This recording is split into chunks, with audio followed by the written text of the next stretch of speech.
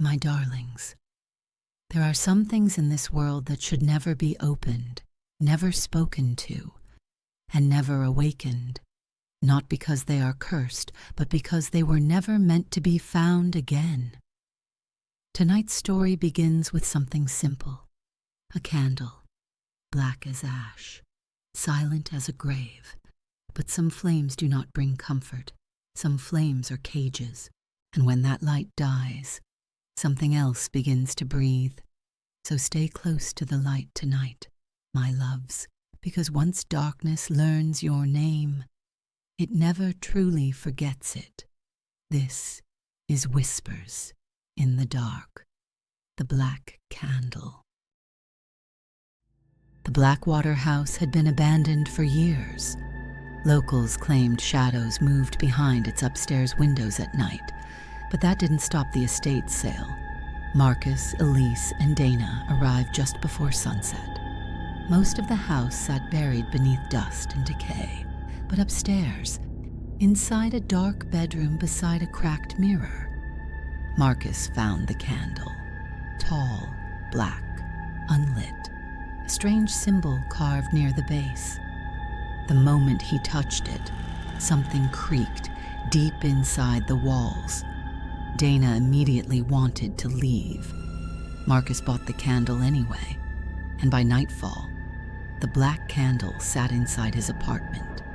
The storm killed the power just after midnight. Phones died next. Then the hallway lights vanished. Darkness swallowed the apartment whole. Marcus lit the candle without hesitation. The flame ignited instantly, too instantly. The room warmed, the shadows pulled back, and for one brief moment, everything felt safe. Then, something dragged slowly across the ceiling. The apartment turned ice cold. Breath filled the air in pale clouds. The flame bent sideways violently. Then, darkness. Complete. Wrong.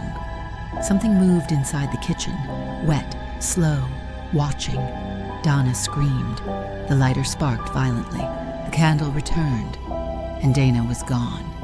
Only long black handprints stretched across the kitchen floor, and deep scratch marks disappeared into the dark hallway. The candle stayed lit through the night, but the apartment changed around it. Corners darkened unnaturally. Doors creaked open by themselves, and whispers drifted through the rooms. At first they sounded distant, then familiar. Elise heard her dead brother calling softly from the hallway. Marcus heard his mother crying downstairs.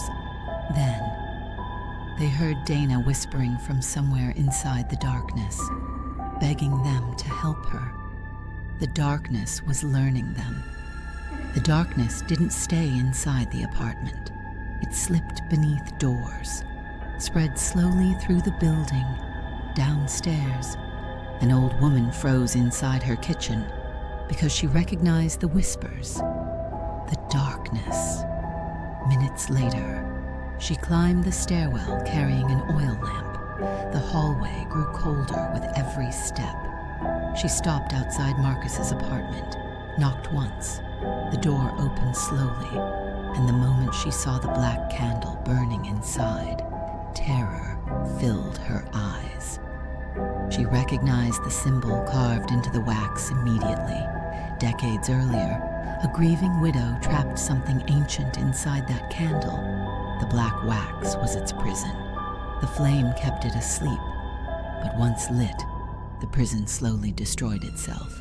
And when the final drop of wax disappeared, the darkness would no longer need the shadows to survive. By morning, the sun never came, hidden behind thick, ominous clouds.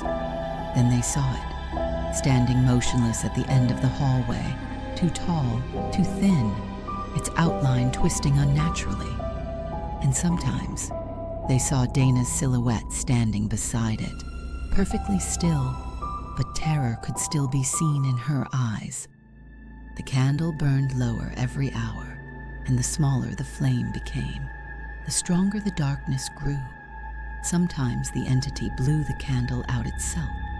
softly, like someone breathing inches away. Every time the room went dark, it came closer, closer, closer, and every relight took longer than the last. The old woman stared at the candle in silence. The candle was finally lit again, but the fear did not go away. Then quietly, she explained the history behind it. Marcus and Elise listened in horror as she told them what the candle truly was, and what had been trapped inside it. Then she explained how to break the curse. Blessed salt had to be poured onto the floor. The black candle had to melt completely into it. Only then would the prison finally collapse. Only then could Dana be freed. But until the final drop of wax melted, the candle had to stay lit, because every time the flame died, the entity grew stronger. Then, the whispers surged. The air turned freezing cold, and the candle blew out. The shadow spread farther through the apartment. The entity came closer as Marcus tried to relight it. The candle was almost gone. Only a small amount of black wax remained. The entity moved through the apartment like living darkness, smiling, waiting. Then suddenly, the flame went out again. The apartment fell into complete darkness. Marcus desperately tried relighting the candle, but the lighter wouldn't spark. Behind him, the whispers exploded violently. The entity grabbed Elise. Darkness wrapped around her body as it dragged her toward the hallway. The old woman grabbed Elise's arm with trembling hands, but she was too weak to hold her for long. The shadows began pulling them both away. Then, the lighter sparked. The candle ignited one final time, and the last of the black wax melted into the blessed salt. The entity froze instantly. Its body cracked apart into smoke and whispers, then vanished completely. Silence filled the apartment. Outside, sunlight finally broke through the heavy clouds. The darkness pulled away from the walls. The whispers disappeared, and near the hallway, Donna suddenly collapsed onto the floor unconscious. Alive, Donna gasped. Her eyes opened slowly. Tears filled Elise's eyes as she pulled her into a trembling embrace. The old woman gathered the melted wax and blessed salt into a small iron box. She told them some things were never meant to be owned, never meant to be awakened. Together, they carried the remains of the candle far from the city and buried it where nobody would ever find it again. Some darkness enters our lives quietly, my darlings, through grief, through fear, through choices we believe we can control. But the longer darkness is fed, the stronger it becomes. And sometimes the hardest thing to do is face it before it consumes the people around us. So protect your peace, guard your spirit, and be careful what flames you choose to ignite. Until next week, my loves, keep your lights close.